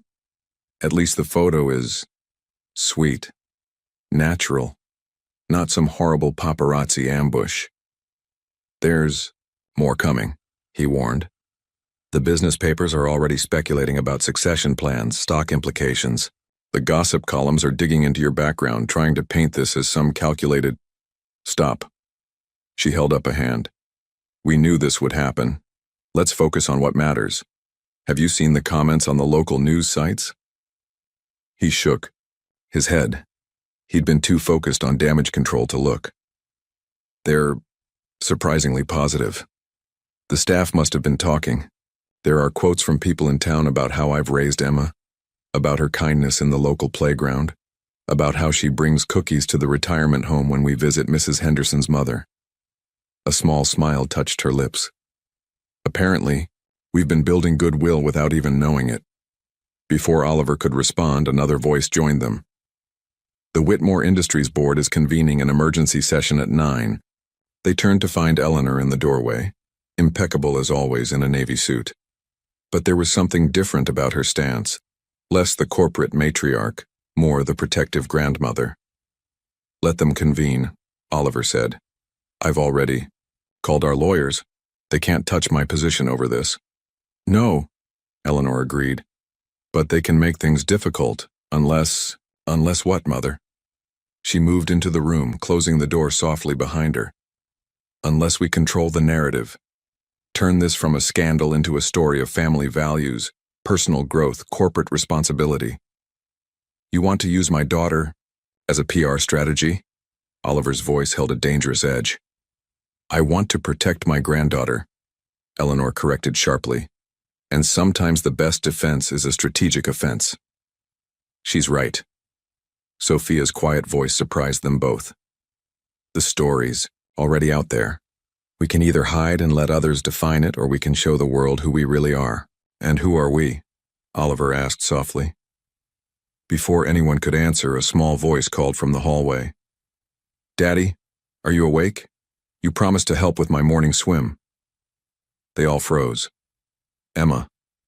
In the chaos of the breaking story, he'd almost forgotten his promise to take her swimming before breakfast. "Coming, sweetheart," he called back. To the adults, he added quietly, "She can't know about this yet. Not today." "No," Sophia agreed. "Today she gets her swim and her breakfast and her time with her father. The world can wait." "I'll handle the board," Eleanor said firmly. "You two focus on Emma, but—" She hesitated, then continued, "I think we should consider doing an interview. A single, carefully controlled interview with a respected journalist. Show the world the real story before they create their own version." "I won't put Emma in front of cameras," Sophia said immediately. "No cameras," Eleanor agreed. "Just truth. Our truth. All of it." She looked at Oliver significantly. "Including my role in keeping you apart." The admission hung in the air between them. Before anyone could respond, Emma's voice came again. "Daddy, the sun is getting higher. You said early morning is the best time." "She's right about that," Oliver managed to smile. "Mother, do what you need to do with the board, but no decisions about interviews or statements until we've all discussed it. Agreed?" Eleanor nodded, then surprised them by adding, "Give her a kiss from grandmother, and remind her about our tea party this afternoon." "I will." He grabbed his swim trunks from the chair where he'd laid them out the night before. "Sophia, will you—" "I'll be down shortly," she promised. "Going to call the school, make sure they're prepared for any media attention." He caught her hand as he passed, squeezing it gently. The gesture was automatic, natural, and from the way she squeezed back, maybe even welcome. The hallway was flooded with morning light when he stepped out. Emma stood there in her purple swimsuit, her wild curls attempting to escape from her swim cap, her beloved rabbit tucked under one arm. "Mr. Rabbit doesn't swim," she informed him seriously. "He just watches, for safety." "Very responsible of him." Oliver matched her tone, even as his heart clenched at how normal she was, how innocent of the storm brewing beyond the estate's gates. "Shall we?" She slipped her small hand into his, tugging him toward the stairs. "Race you to the pool." "Careful on the stairs," he cautioned automatically, already sounding like a father. "We don't want another skinned knee." I know. She slowed obediently, then looked up at him with those stunning eyes. "Daddy? Are you sad?" "You look sad." Sometimes he forgot how perceptive children could be. "Not sad," he assured her. "Just thinking about how lucky I am to have you." "And Mommy," she added confidently. "And Grandmother. We're all lucky now." From the mouth of babes, he thought. "Yes, sweetheart. We're all lucky now." The morning air was crisp when they reached the pool, the water reflecting the rising sun like scattered diamonds. Emma did her usual ritual of dipping one toe in first to test for sharks, while Oliver tried not to check his phone for more breaking news. "Daddy?" She was poised at the pool's edge, suddenly serious. "Will you still be here tomorrow? And the next day? And the next day?" He knelt beside her, turning her gently to face him. "I will be here for all the days. The good ones and the hard ones. The sunny ones and the rainy ones. That's what daddies do. Promise? Promise." He held up his pinky finger, their special seal of truth. She wrapped her tiny finger around his, then surprised him by throwing her arms around his neck. "I love you, Daddy," she whispered as if sharing a precious secret. Over her shoulder, he saw Sophia standing in the doorway leading to the pool, watching them with tears in her eyes.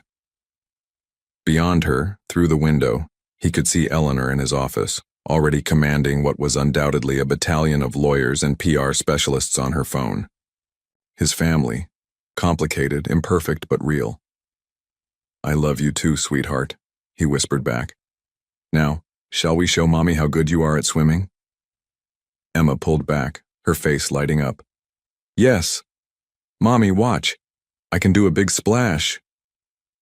As his daughter jumped into the pool, creating what was indeed a very impressive splash, Oliver caught Sophia's eye.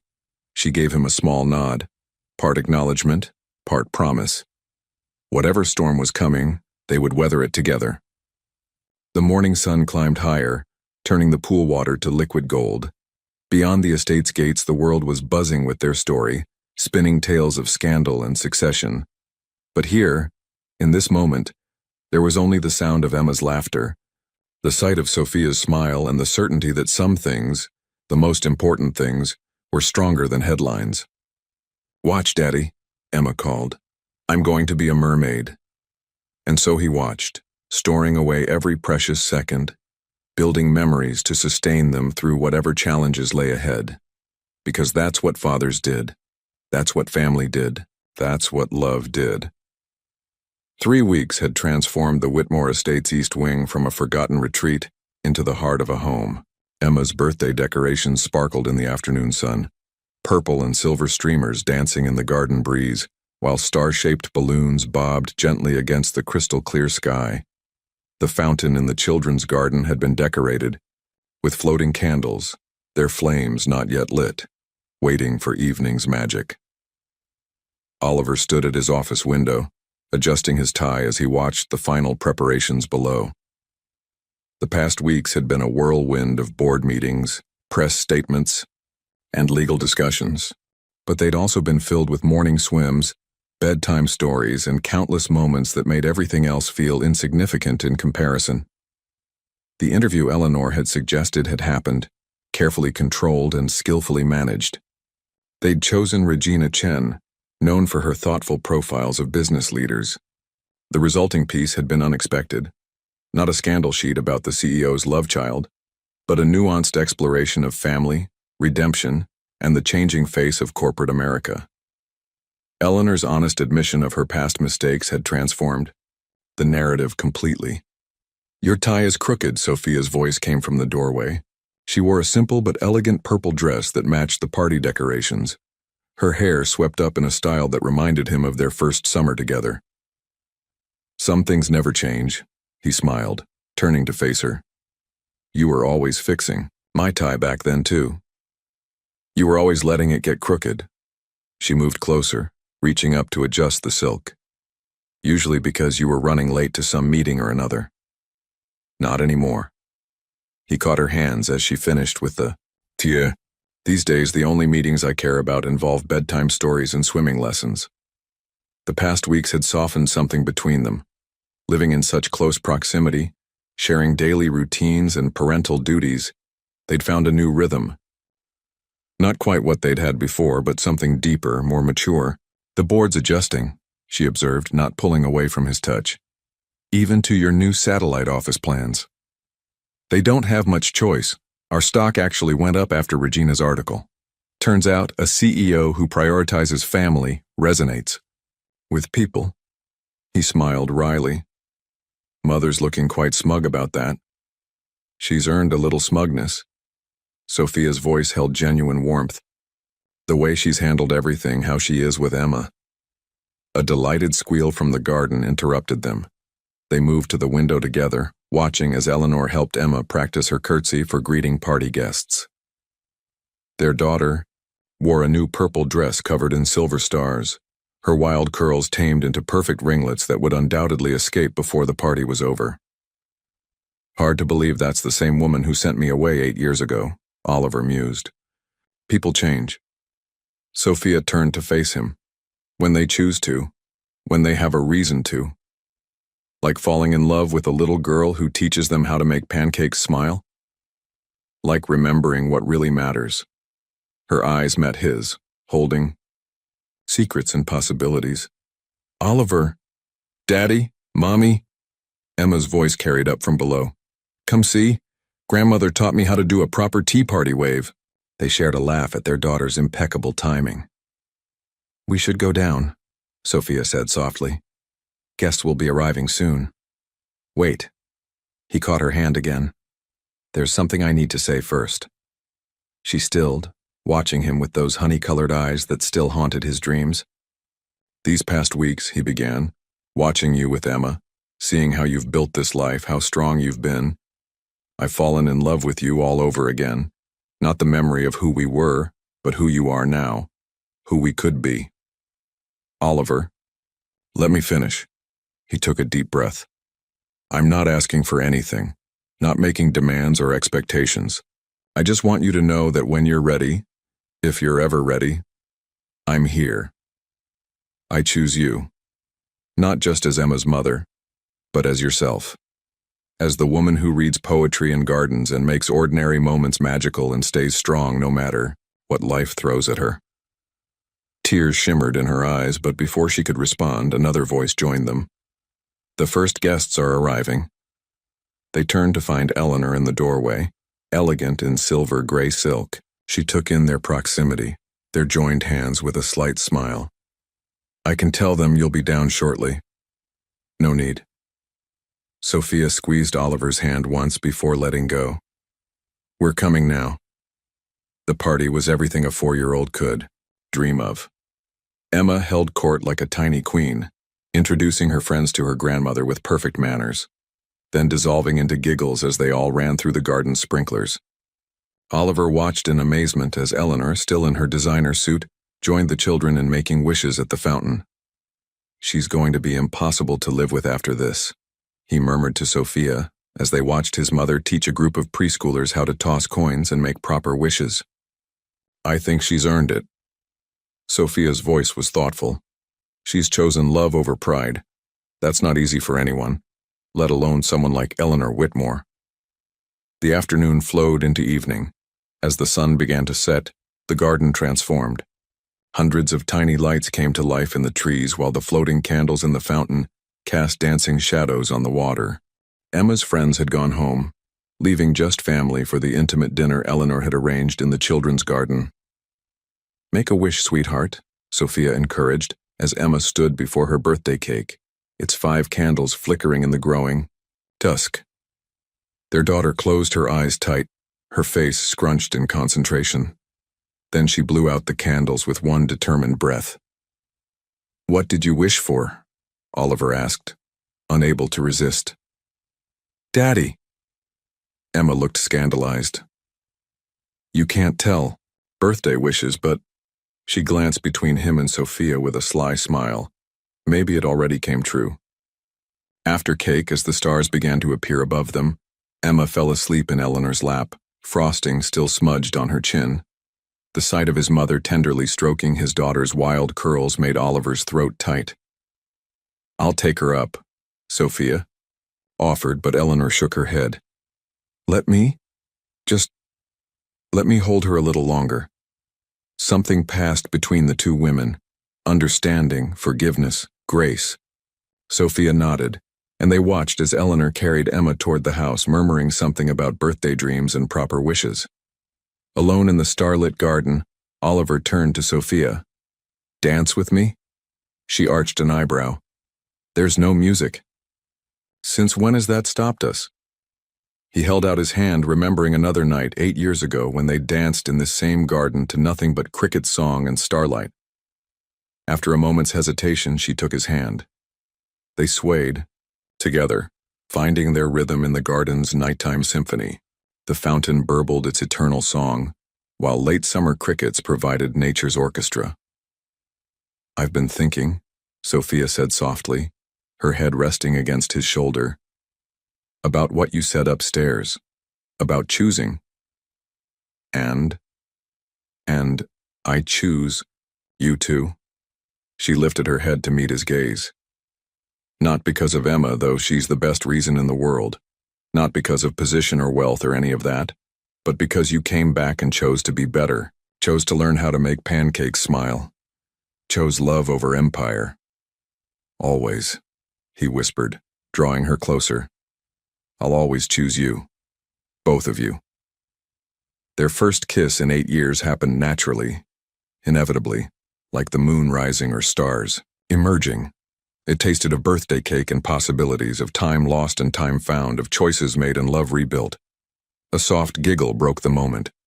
They turned to find Emma watching from her bedroom window, still in her party dress, Eleanor beside her wearing an uncharacteristically soft smile. "Finally," their daughter called down, "I can tell my rabbit that my wish came true." Oliver laughed, keeping Sophia close in his arms. "I thought you couldn't tell birthday wishes." "Not until they come true," Emma explained with 4-year-old logic. "Those are the rules. Right, grandmother?" "Absolutely right, darling," Eleanor agreed. And even from the garden they could hear the tears in her voice. "Some wishes are meant to be shared once they come true." Later that night, after Emma was properly tucked in, following 3 stories and 2 glasses of water, Oliver and Sophia stood in their daughter's doorway, watching her sleep. The painted stars on her ceiling glowed softly in the darkness, while her beloved rabbit kept guard from its place of honor beside her pillow. "We should get some rest," Sophia whispered. "It's been a long day." "Stay with me tonight?" he asked, quietly. "Not for anything but sleep. Just stay." She turned those honey-colored eyes to his, full of starlight and promise. "Yes," she said simply. "I'll stay."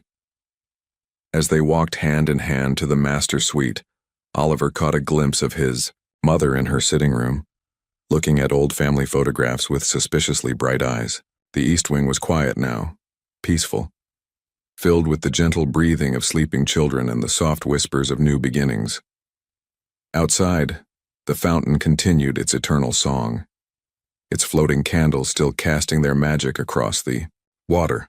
Tomorrow would bring new challenges, board meetings and school runs, society gossip and corporate strategies. But tonight, in this wing of the house where a little girl's birthday wish had finally come true, none of that mattered.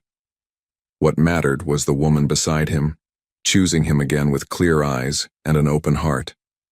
What mattered was their daughter, sleeping under painted stars, safe in the knowledge that her family was complete. What mattered was love, not perfect, not easy, but real. Sometimes Oliver thought as he drifted to sleep with Sophia in his arms, the best things in life come, shaped like moons and wrapped in birthday wishes. Sometimes they come in the form of pancake smiles and garden fountains and second chances. And sometimes, if you're very lucky, they come in the shape of a family, rebuilt from the ground up, stronger and truer than before. He smiled in the darkness, remembering Emma's words about wishes coming true. Their daughter had known all along what they'd taken weeks to figure out, that some love stories don't end with happily ever after. They begin there. 1 year later, the morning sun streamed through the East Wing's windows, catching the diamond on Sophia's finger and sending tiny rainbows dancing across the kitchen walls. She stood at the counter, expertly flipping pancakes while Emma carefully arranged blueberries into smiling faces on each finished one. "Daddy's going to be late for the wedding breakfast," Emma declared, now 5 and even more precise about proper timing. "Grandmother says punctuality is a virtue." "Your father's on an important call," Eleanor responded from her seat at the kitchen island, where she was reviewing final details for the afternoon celebration. The Tokyo market doesn't care about wedding schedules. Actually, Oliver's voice came from the doorway. The Tokyo market can wait. He was already dressed in his morning suit, though his tie hung loose around his neck. Some things are more important. Emma abandoned her blueberry arrangement to rush into his arms. At 5, she was taller now, her wild curls even more untamable, but she still fit perfectly against his shoulder when he lifted her. "Did you practice your speech?" she asked seriously. "Grandmother says speeches are very important at weddings. I think I can manage to tell everyone how much I love your mother without too much practice." He winked at Sophia over Emma's head. "I've had a lot of experience with that lately." The past year had transformed them all. Oliver had successfully restructured Whitmore Industries to run primarily from the estate's offices, with regular video conferences replacing constant travel. The board had eventually embraced the change, especially after seeing how the company's family-first approach resonated with younger investors. Sophia had found her own balance, maintaining her role as head of household staff but with modified duties that acknowledged her new position in the family. The staff, far from resenting the change, had embraced it, especially Mrs. Henderson, who took particular pride in having seen it coming all along. Eleanor had perhaps changed the ideas most. She still commanded respect in corporate boardrooms, but now she was equally likely to be found in the children's garden, teaching Emma the proper way to host tea parties for her school friends. "The flowers have arrived," Rogers announced from the doorway, and the registrar called to confirm the 4 o'clock ceremony. "Perfect." Eleanor made a note in her planner. "Though I still say you could have had a larger ceremony. The Grand Cathedral downtown." "Mother." Oliver's voice held amused warning. "We agreed. Small, intimate here in the garden where it all began." "Besides," Emma added with 5-year-old wisdom, "the fountain is magic. That's where I made my birthday wish come true, remember?" "Indeed." Eleanor's expression softened as it always did around her granddaughter. "Though I suspect some wishes come true through more than just magic." "Speaking of wishes," Sophia set down her spatula, "someone promised to help me with my hair this morning." Emma wiggled to be put down. "Me. I've been practicing with my dolls, and grandmother showed me how to make the flowers stay in place. And everything." As their daughter dragged Sophia toward the stairs, Oliver caught his bride-to-be's hand, pulling her in for a quick kiss. "See you at 4? "I'll be the one in white," she smiled against his lips. "And I'll be the one trying not to cry," he admitted softly. "You better not cry, Daddy," Emma called back. "Grandmother says tears make your face go all blotchy in pictures." Eleanor's laugh followed them up the stairs, a sound that had become wonderfully common in the house over the past year. Later that afternoon, as the sun began its descent toward evening, the children's garden transformed once again. Floating candles drifted in the fountain, just as they had on Emma's birthday a year ago. Tiny lights twinkled in the trees while chairs dressed in white silk formed an intimate semicircle around the water. Oliver stood waiting by the fountain, his heart thundering against his ribs. Emma appeared first, taking her role as flower girl with utmost seriousness, scattering purple and silver petals along the garden path. She wore a miniature version of Sophia's dress with stars embroidered along the hem, a secret tribute to the ceiling that had watched over their family's beginning. Then Sophia appeared, and the world stood still. She wore simple white silk that caught the late afternoon light like captured moonbeams. Her bouquet was a cascade of purple roses, the same flowers that had witnessed their first stolen kisses 8 years ago. But it was her smile that stopped Oliver's breath, as radiant as the day she'd first agreed to dance with him in this very garden.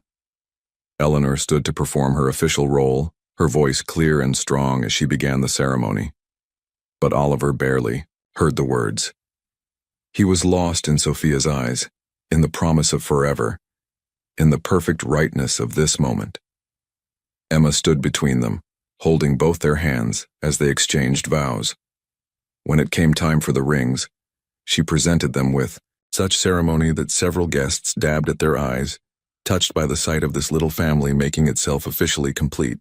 The papers are calling it the Society Wedding of the Year, Eleanor had fretted earlier. Shouldn't we at least have a receiving line? But watching now as her son kissed his bride while their daughter clapped and the fountain splashed its blessing, she understood. This wasn't about society or appearances or proper protocol.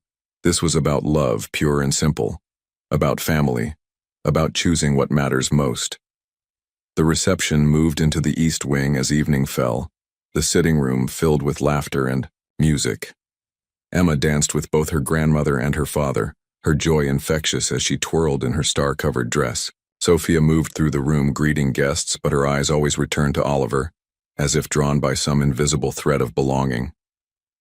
Later, much later, after the guests had gone and Emma had fallen asleep still wearing her flower girl dress, Oliver and Sophia stood in their daughter's doorway. The painted stars still glowed on her ceiling, while her beloved rabbit kept its faithful watch. She still sleeps with that rabbit, Oliver mused softly.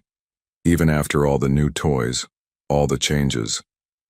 Some things are forever, Sophia replied, leaning back against his chest.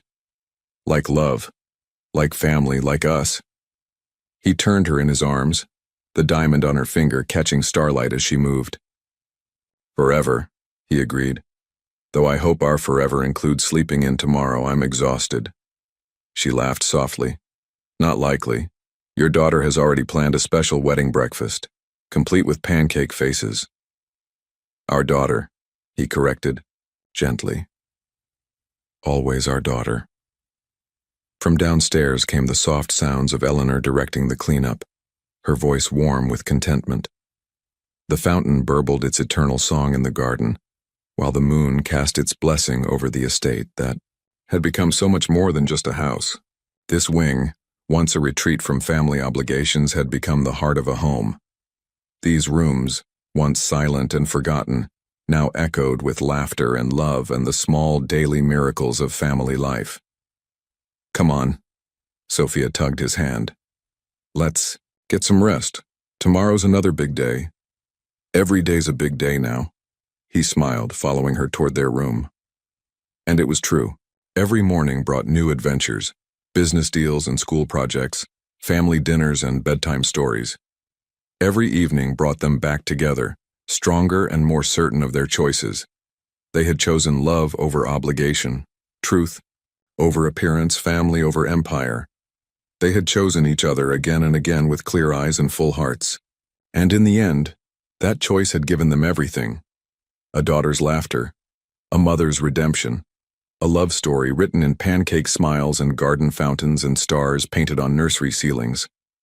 Sometimes the best endings aren't endings at all. Sometimes they're just the beginning of an even better story. If you were in Sophia's shoes, could you forgive Eleanor Whitmore for keeping you and your daughter apart from the man you loved for 8 years? What weighs heavier, the past of manipulation or the sincere transformation through the love of a granddaughter? Your participation in the channel is very important. Please leave your opinion in the comments. Thank you for watching. If you enjoyed the story, please subscribe to our channel and leave a comment below letting us know what you thought. Your feedback and support mean a lot to us. Stay tuned for more exciting stories.